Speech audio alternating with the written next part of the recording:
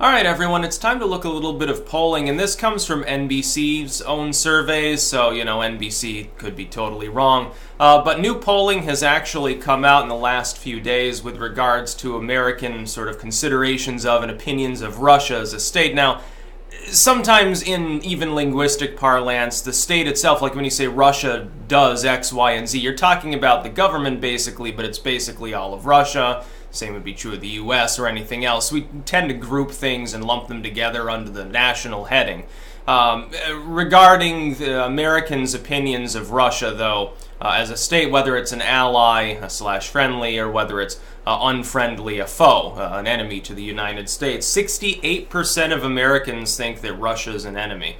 That up from a low, a couple of years ago of a little under 60%. And I was thinking, since that's basically a stand-in for Vladimir Putin and or the Russian people as a whole, that's concerning. This is more evidence we're in another Cold War. It's like a lot of people don't even want to use that term. They avoid using it and they just say, well, we're having problems with Russia, we're struggling. No, we're in a Cold War.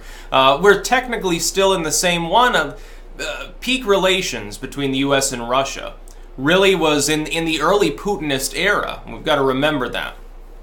Sort of in the wake of the liberal spring, you could call it, the dissolution of the USSR and the reduction of Soviet power as Russia became its own separate nation, separate from its former semi-autonomous vassals. What happens is that relations go from being very icy, and I think a lot of people were probably worried about a nuclear conflict around that time, or a mass genocide, to being, not chummy necessarily, but being normalized.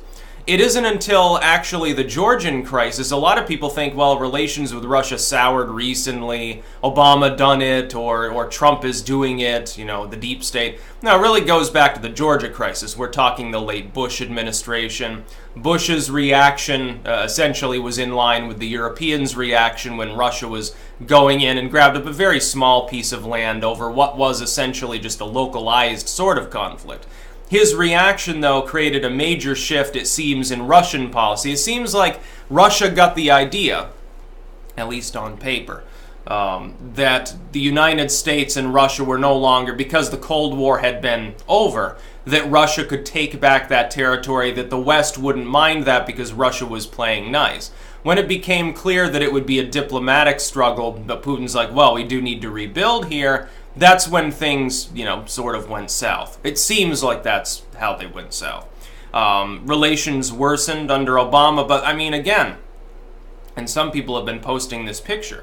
If you look back at the mid-Obama era, when he's running for re-election, the Democrats were chastising Mitt Romney for living in the last century and thinking that, the Cold War is still here. But even by then, it was technically true. Mitt Romney was mostly right when he declared that Russia was a geopolitical opponent.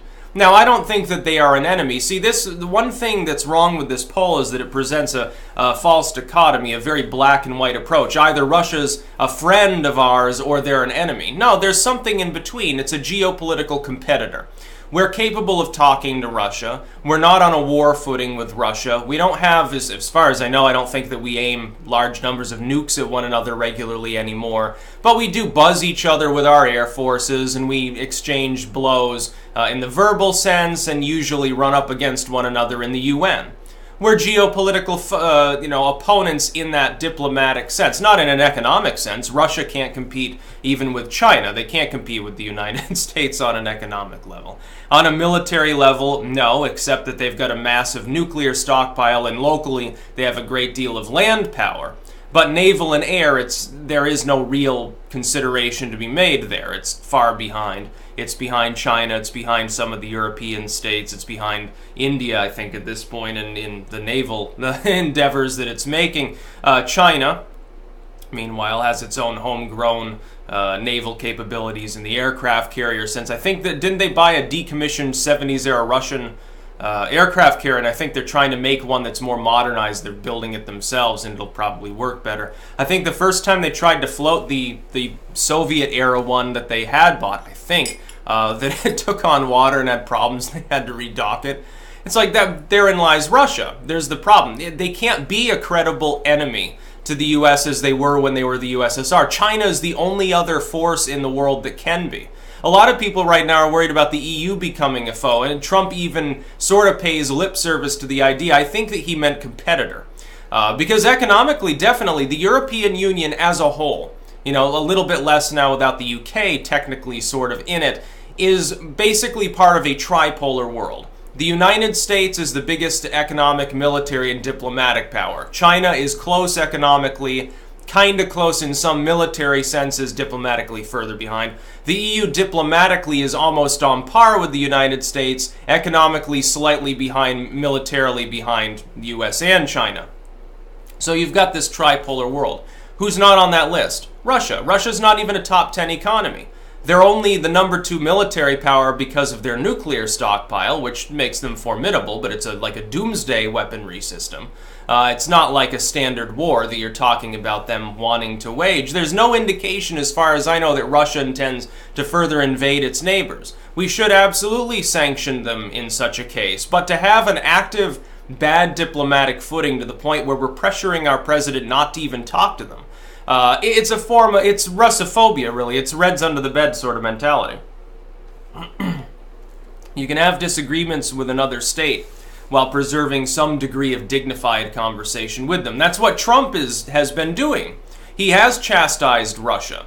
He had no problem with signing off on the first round of sanctions on Russia over the election, although it's really more about Crimea, I think, at this point. As far as the second round, he's like, well, you know, our sanctions are already biting pretty deep. Why would we need to do that? We've already given them 2 rounds, one under Obama, one under me. Congress forces him to put it through, and he sort of grumbles about that, but it's not like he has been easy on Russia.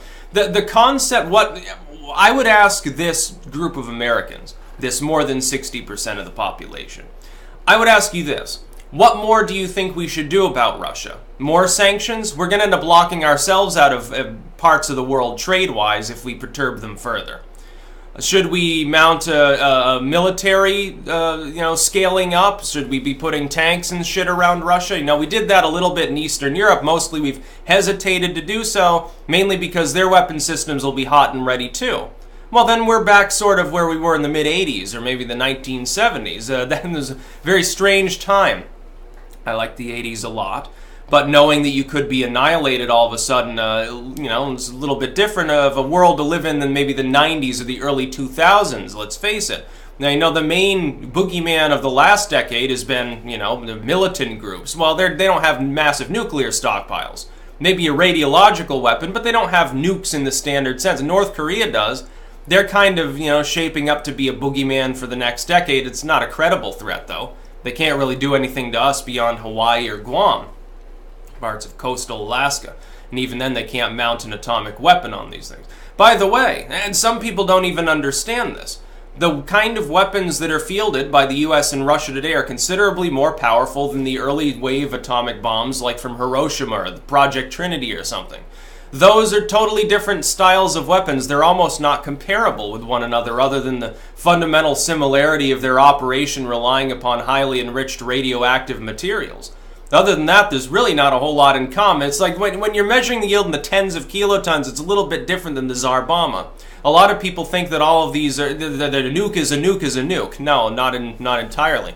There's even a major difference between the weapon systems of nuclear powers today using, those modern nuclear weapons. There's a big difference between the kind of missile employed by Pakistan and the average US missile. Russia's missiles, several thousand of them are multi-warhead, sometimes upwards of 30 megaton in total weapons. Do you realize how much devastation that causes? Their stockpile is much larger than ours as far as its total yield. Now, ours is probably more accurate, it's probably more reliable, but if a Satan missile hits within 100 miles of where you are, it's probably still a hazard if the radiation is coming in your direction. So it really doesn't matter whether the system's fully accurate now, does it? When it has a blast radius of, 5 to 10 miles, you could destroy all of Manhattan in a single hit. Yeah, it's kind of concerning. Why is it that people, by the way, are gobbling down what essentially amounts to a Russophobic, sort of xenophobic line with regards to the Russian people, looking at them as sort of a homogenized total? Now, we always have a problem when people do this with regards to U.S. culture. they say, we get this general feeling, well, these other people look down their noses at us, and they sort of think less of us. They think of us as like Rubish, like cowboys. We have too many guns and the Bible and stuff. And it's unfair because, hey, I'm not like that. Yeah, it feels bad now, doesn't it? So, when you stereotype people in Russia, it's going to cause the same reaction. The problem is it can become self-sustaining. Because then Russians look at this and they say, well, Americans hate us. Well, then we hate you too. And it sort of bounces back and forth. Each time you got polling or a street demonstration, someone goes and protests in front of the Russian consulate, and then maybe the U.S. embassy gets, rocks thrown at it. And it's not conducive to a world which is peaceful and prosperous. It doesn't make sense. I don't feel threatened by Russia. I feel far more threatened by people in Brussels at the moment. Yeah, I honestly do, because look, the Russians can't censor what I'm doing. The U.S. tech firms don't bend over backwards to appease Russian censorship. They don't care. Putin bans Putin memes. Oh, it doesn't matter. I can post Putin memes. Nobody's going to do jack shit about it.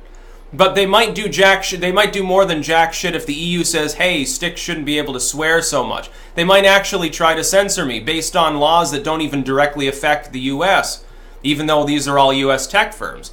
That ultimately is a bigger threat to my livelihood than anything that Vladimir Putin has ever done.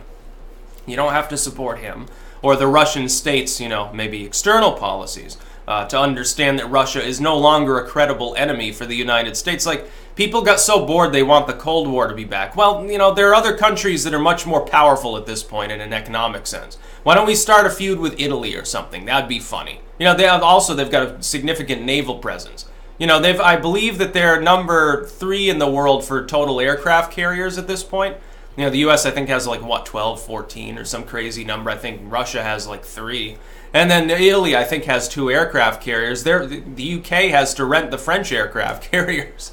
That's the funny part. That's about all. Peace out.